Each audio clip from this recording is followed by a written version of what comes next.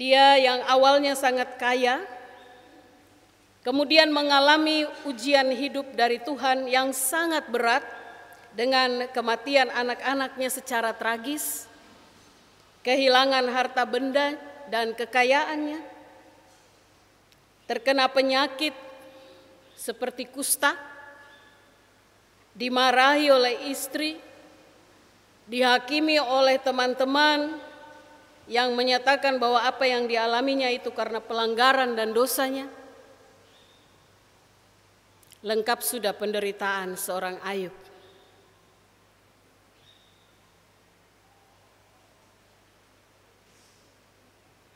Sangat berat penderitaan yang dialaminya. Namun hal yang luar biasa dari Ayub adalah keyakinannya yang sungguh bahwa setiap peristiwa yang terjadi dalam kehidupannya, terutama peristiwa bencana dalam kehidupan yang menyebabkan kehilangan segala sesuatu itu, tidak dapat dipahami sebagai hukuman atau murka Allah bagi manusia. Namun ada 3 orang teman dari Ayub, yaitu Elifas, Bildad, dan Sofar, yang juga mereka orang yang berhikmat pada zaman itu. Mereka juga orang kaya. Mereka punya pemahaman yang berbeda dengan Ayub. Dan pemahaman ketiga teman Ayub ini berdasarkan apa yang berkembang saat itu. Bahwa penderitaan hidup manusia terjadi karena dosa. Bahwa penderitaan hidup manusia terjadi karena ada pelanggaran-pelanggaran yang dilakukan sehingga mendatangkan murka Tuhan. Bapak Ibu yang dikasihi Tuhan, terkadang manusia menggunakan hikmat manusia atau hikmat dunia, menggunakan pengalaman hidup untuk memahami apa yang sedang terjadi dalam suatu jalan hidup manusia. Dan untuk hal ini Tuhan menegur dengan keras ketiga sahabat, tetapi juga kita semua, bahwa tidak benar apa yang dilakukan oleh ketiga orang sahabat Ayub ini. Ayat 7 sampai ayat 9 berisi teguran Tuhan bagi orang yang tidak benar dalam mempergunakan hikmatnya. Ketiga teman yang menegur Ayub seolah-olah mereka sangat mengenal Tuhan dan tahu betul cara kerja Tuhan. Ketiga sahabat ini datang seolah-olah sangat bersimpati dengan keadaan Ayub, tetapi mereka tidak berdoa untuk Ayub. Mereka hanya datang menasihati, atau istilahnya mereka datang khotbah saja. Mereka datang berkhotbah dengan hikmat manusia tanpa mendoakan. Bapak Ibu jemaat Tuhan, mari kita ingat saudara bahwa teks ini masih dalam kaitan dengan teks-teks sebelumnya di minggu-minggu yang kita telah lewati, minggu-minggu yang lalu, yang juga menekankan pentingnya doa syafaat, doa bagi sesama, sebagai dasar proses pemberdayaan.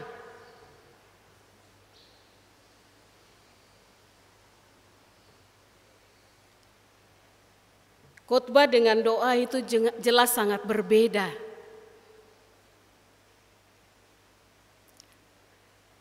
Bukan berarti satu lebih penting dari yang lain, tetapi jelas kalau khotbah saja tanpa doa itu juga percuma. Kenapa demikian? Karena khotbah itu berarti kita berbicara tentang Tuhan. Sedangkan doa itu kita berbicara dengan Tuhan. Berbicara tentang Tuhan, kita semua bisa berbicara tentang Tuhan. Tetapi juga yang lebih penting adalah berbicara dengan Tuhan.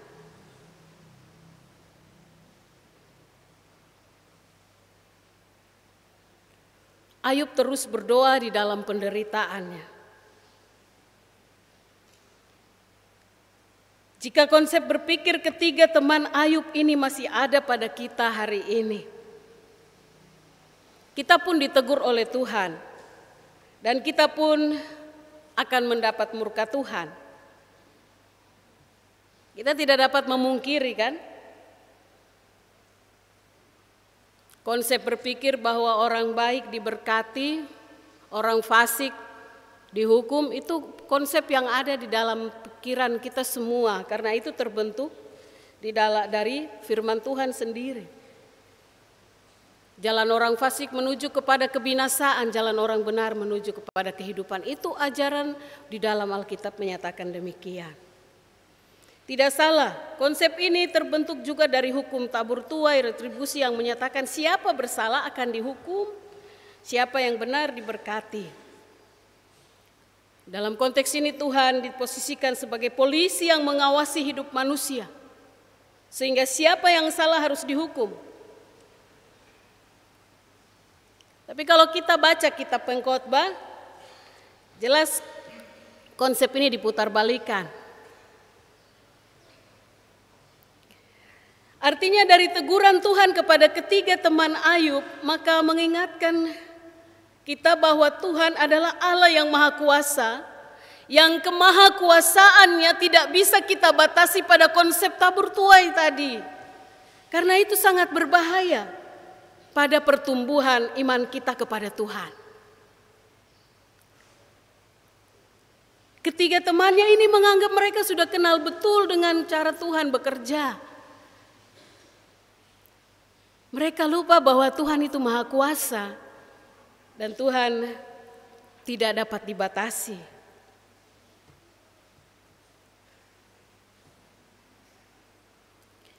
Di sisi lain ketika kita baca bagian firman Tuhan ini, sesungguhnya ini dampak dari pemulihan yang sudah terjadi pada Ayub. Ayub sudah selesai dengan dirinya di ayat 6 dari teks kita. Teks kita baca dari ayat 7, tetapi sesungguhnya kalau kita naik satu ayat ke atas, ayat 6, disitulah pemulihan Ayub sebenarnya sudah terjadi, sudah selesai.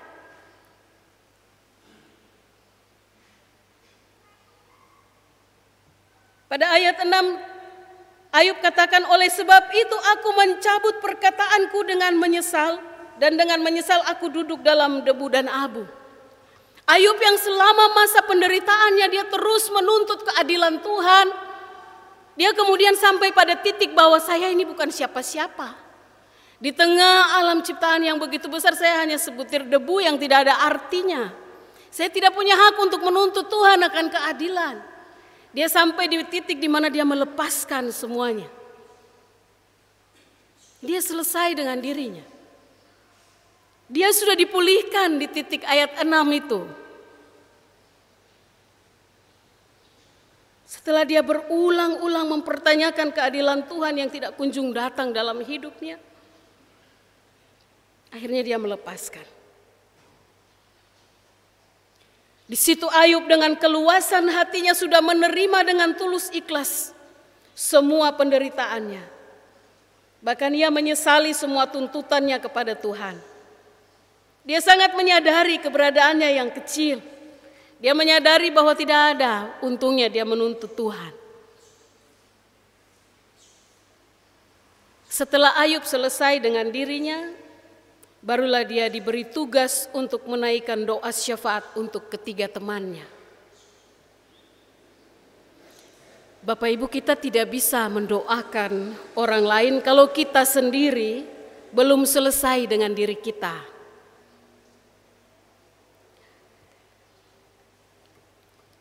Kalau kita sendiri masih punya akar pahit, kalau kita sendiri masih menyimpan dendam, kalau kita sendiri masih marah, kita tidak akan bisa berdoa. Dan betapa ruginya kita kalau kita tidak berdoa.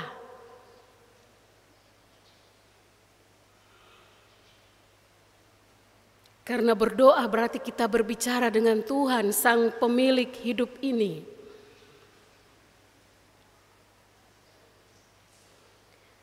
Dari apa yang kita baca hari ini, ketiga sahabat daripada Ayub ini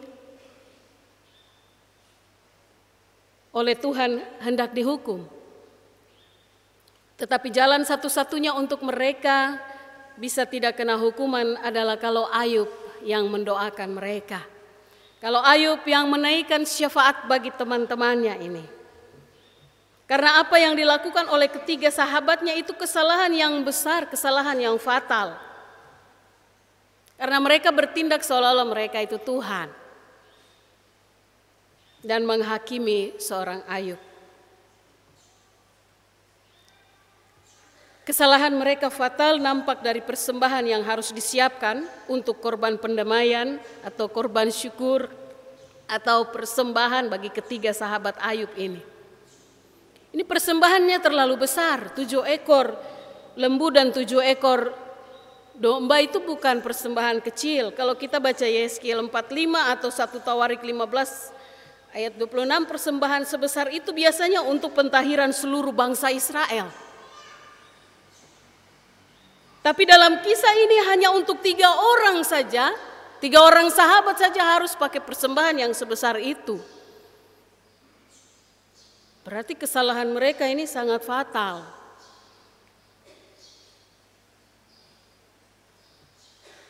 Dan itu juga menjadi teguran bagi kita. Betapa ketika kita berbicara atas nama Tuhan untuk menghakimi sesama atas penderitaan yang dialaminya itu sangat berbahaya. Tidak boleh kita merasa bahwa kita ini anak Tuhan, kita ini hamba Tuhan, kita ini pendeta, guru jemaat, penginjil, penatua, syamas, guru sekolah minggu. Lalu ketika melihat orang menderita kita menghakiminya, maka itu adalah pelanggaran yang berat dan besar.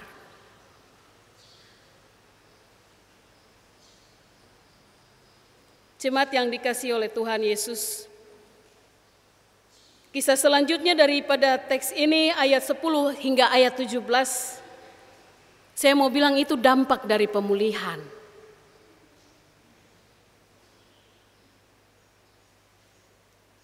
Itu bukan pemulihan itu sendiri, pemulihan sudah terjadi di ayat 6. Puncak pemulihan itu ada pada ayat 6 bagi Daud. Dan ayat 7 sampai 9 itu pemulihan terjadi untuk sahabat-sahabatnya. Kenapa demikian? Memang benar ending dari kisah Ayub mau mengatakan kepada kita bahwa ketika kita hidup dekat dengan Tuhan, walaupun kita pernah terjatuh dengan berbagai pencobaan hidup yang pasti, Tuhan tidak akan meninggalkan kita. Dengan syarat kita tetap setia, tidak menyangkal Tuhan, meyakini bahwa baik waktu senang maupun waktu mengalami kesukaran, Tuhan tetap ada dalam kehidupan kita.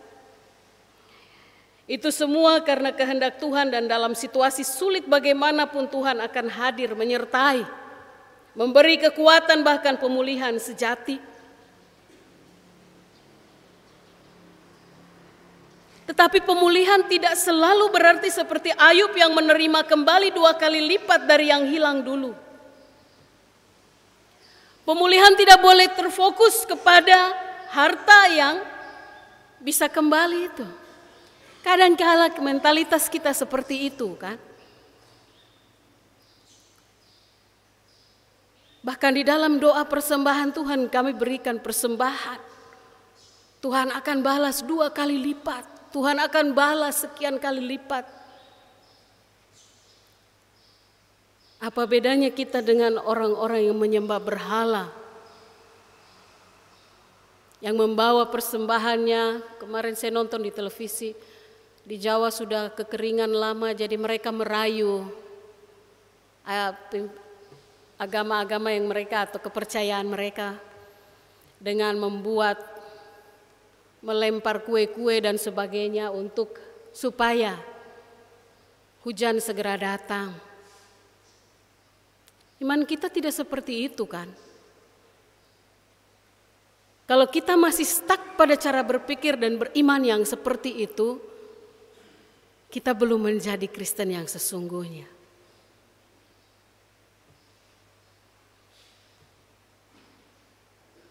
Apa yang terjadi pada ayat 10 sampai ayat 17 itu bonus dari pemulihan itu, bahwa dia dapat kembali 2 kali lipat, 3 kali lipat daripada apa yang hilang dulu, itu bonus.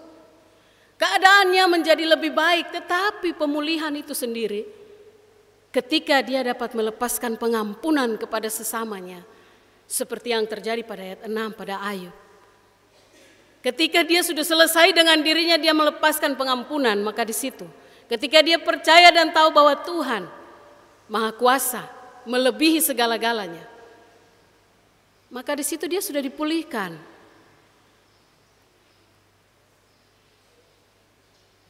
Supaya kita jangan terfokus kepada harta itu. Kalau kita terfokus pada harta, nanti kita senang nonton sinetron atau film yang di televisi bergambar, stasiun TV bergambar ikan terbang itu. Keadaan menderita terus tahu-tahu berubah jadi baik. Tidak selalu seperti itu. Kehidupan kita dan keimanan kita kepada Tuhan Yesus tidak sedangkal itu. Ini penting, saudara. Karena ketika satu tantangan datang kepada orang percaya, dia bisa menyangkal Tuhan, dia bisa marah Tuhan. Saya sudah hidup setiap hari di rumah Tuhan, saya sudah jadi majelis bertahun-tahun. Kenapa Tuhan ambil anak saya? Kenapa Tuhan ambil istri saya? Kenapa Tuhan kasih penderitaan yang lama begini? Saya tak sakit bertahun-tahun. Kita berharap kita juga mengalami pemulihan dan pengembalian seperti yang Ayub alami. Mari kita tidak fokus kepada apa yang kemudian kembali berlipat kali ganda itu. Tetapi bagaimana seorang Ayub mengalami pemulihan. Dia bisa mengampuni. Dalam penderitaan dia dinasehati, dia dituduh, dia dihakimi bahwa dia berdosa. Tetapi dia tetap bertahan. Lalu ketika itu dia justru harus mendoakan. Setelah itu dia dituntut harus mendoakan. Tidak gampang, saudara ya. Marah sama orang terus kita, kemarin dia begitu jahat lalu disuruh untuk mendoakan dia. Beda dengan orang baik-baik dengan kita mudah untuk mendoakan.